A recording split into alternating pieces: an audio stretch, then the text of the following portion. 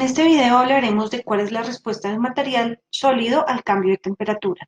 Entonces introduciremos los conceptos de expansión térmica y esfuerzo térmico. Entonces, para comenzar a hablar de expansión térmica, pues comencemos hablando de expansión lineal. Cuando hablamos de expansión lineal, seguramente ustedes han visto en un puente este tipo de junturas. Este tipo de junturas son necesarias para permitir los cambios en la longitud del puente cuando hay un fenómeno de expansión térmica. ¿En qué consiste este fenómeno de expansión térmica? Pues inicialmente, cuando hablamos de expansión lineal, vamos a suponer una barra con una longitud inicial L sub i. Y esta barra se somete a un cambio de temperatura, entonces está pasando de una temperatura inicial a una temperatura final, donde la temperatura final es mayor que la temperatura inicial. Como resultado de esto, lo que yo veo es que la longitud de la barra aumenta en un proceso de expansión térmica. Y este aumento lo vamos a llamar un delta de longitud. En general, este cambio en la longitud es directamente proporcional a el cambio en la temperatura del objeto, ¿de acuerdo? Ahora, si yo quiero encontrar la longitud final del objeto, pues esa longitud final del objeto, ¿a qué es igual? Pues va a ser igual a la longitud inicial más el cambio en la longitud, donde aquí vamos a ver que la longitud final del objeto es la longitud de toda esta barra, ¿de acuerdo? Ahora supongamos que nosotros unimos dos de estas barras L sub i, una al lado de la otra. Entonces, en este caso, ¿qué tenemos? Pues yo tengo una barra de longitud L sub i y voy a cambiar la temperatura de esta barra en la misma cantidad, en el mismo delta de temperaturas. ¿Qué sucede? Pues ustedes se dan cuenta, la barra de longitud L sub i, su longitud aumenta en un delta L, y si yo tengo dos veces L sub i, pues este cambio de longitud sería igual a 2 delta sub L. Entonces, este cambio de longitud pues va a ser directamente proporcional a la longitud inicial de la barra.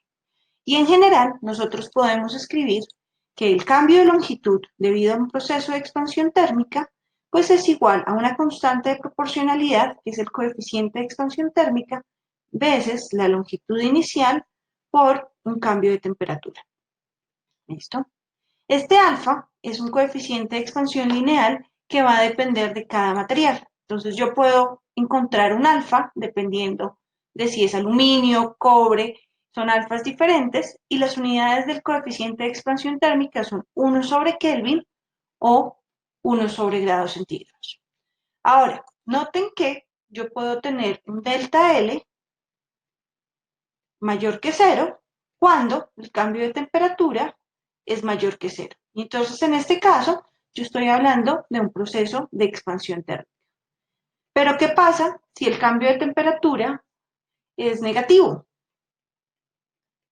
Si el cambio de temperatura es negativo, si el delta T es menor que cero, pues entonces lo que yo voy a ver es que el cambio de longitud es menor que cero, y entonces en este caso yo lo que veo es que el material se contrae. ¿De acuerdo? Entonces eso depende del cambio de temperatura. Ahora supongamos que tenemos no una barra, sino una superficie. Entonces vamos a hacer el ejemplo con un cuadrado. Entonces en esta superficie yo tengo una área inicial que es igual a L al cuadrado a una temperatura T inicial. Ahora yo voy a suponer que la temperatura final es mayor que la temperatura inicial. Y como resultado de esto, lo que yo veo es un proceso de expansión térmica, y entonces el área aumenta. Entonces de repente yo voy a tener un delta de área, que es esta que estoy señalando acá. ¿Y cuál es el área final del objeto?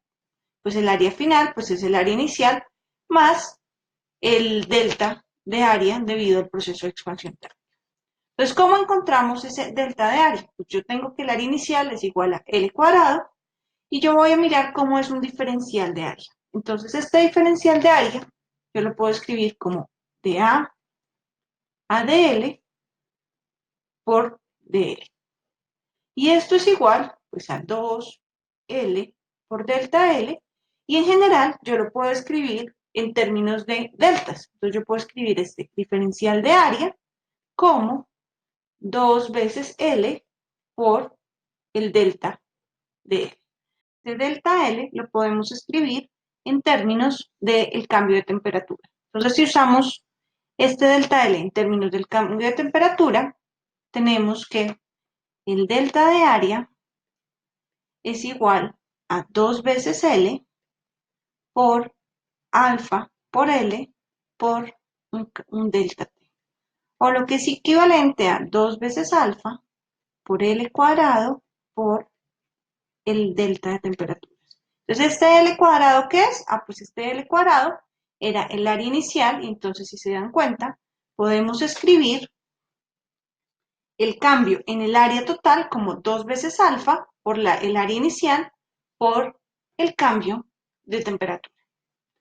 Algo similar podemos hacer cuando hablamos de la expansión volumétrica. Entonces, si se dan cuenta, aquí tenemos un volumen, un cubo del lado L, y en este caso, nuevamente, podemos escribir el diferencial de volumen como 3 veces L cuadrado por el diferencial de longitud, y en términos de deltas podríamos escribirlo como el delta de B igual a 3 veces L por L cuadrado por el delta L. Nuevamente, delta L lo sacamos a partir de la expansión lineal, y entonces tenemos que el delta de volumen es igual a 3 veces alfa por L al cubo por el cambio de temperatura.